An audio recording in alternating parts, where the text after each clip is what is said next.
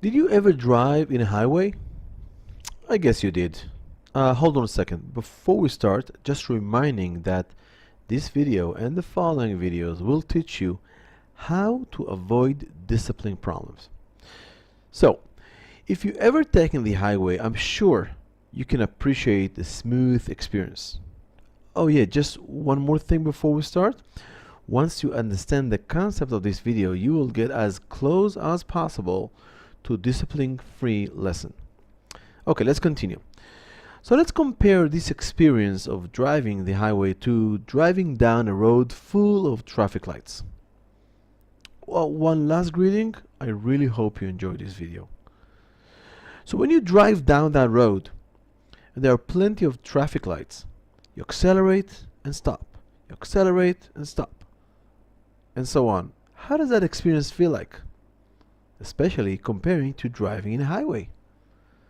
It is not a pleasant experience, and sometimes can be annoying.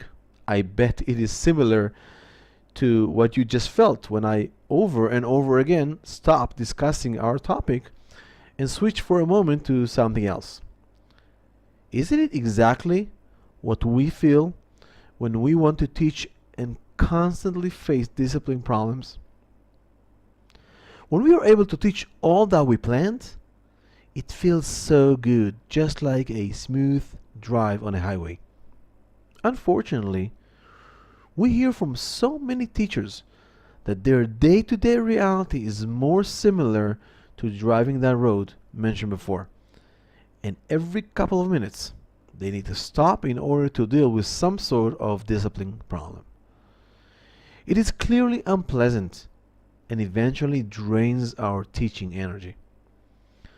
So in the next videos, I will show you 5 powerful techniques that will help you from day one to reduce and maybe even eliminate discipline problems. But before we get to that, it is important to know where you are standing with this today. I suggest you take the time today or tomorrow, choose one of your more challenging lessons and count how many times you had to stop your teaching in order to deal with discipline challenges. For those of us who like extreme challenges, you may want to ask a student to document that for you. If you do that, then later on, once you try our suggestions, you can measure yourself again and realize a significant improvement in your experience. Let's go back to our driving metaphor. If stopping your car every minute or so is unpleasant, how about being stuck in traffic jam where for a few minutes you are not moving at all? Or definitely upsetting. And what if after that, cars start moving slowly, and after a mile or so you realize there was nothing really blocking the road, and the only reason for the slowdown was a little car accident on the side of the road. And so all the drivers slowed down just because they were curious to see what was going on. Isn't that even more upsetting? All that time wasted only because drivers' attention was focused on what was going on the side of the road instead of just keep driving. If we analyze the situation, we realize an interesting dynamic. The first car probably slowed down or stopped because the driver was curious to see the car that was hit.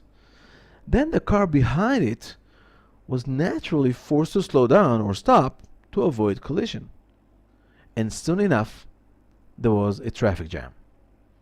Now let's take it back home, into our classroom. Imagine you stand in your class teaching when suddenly you realize one of your students is chatting with a friend right next to him. What do? It would be safe to assume you stop, turn to that student, and one way or the other ask him or her to stop interrupting the lesson. Now let's take a moment and think, what actually happened here? You were trying to take care of an interruption to your lesson. Now let's assume for a moment you were successful about it, and the chatter stopped talking for a while. But what is the price you paid?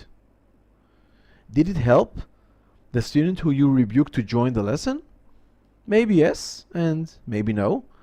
Oftentimes, after a short few minutes, the student is disruptive again, and your reaction escalates. And suddenly you find yourself in a cycle which is not easy to end. But you know what? Even if he or she is not talking again, since the student was not paying attention before that, it will be harder for the student to catch up now. And so your chances to get him or her back on track are really not too high. Now let's think about you. You lost your attention, maybe your train of thought. It could be you were in the middle of a sentence or showing on the board how to solve a complicated problem, and now you lost momentum. Now you need to refocus and get back on track. And what about the rest of the class? Hopefully, they were listening up until the drama, so to speak, took off.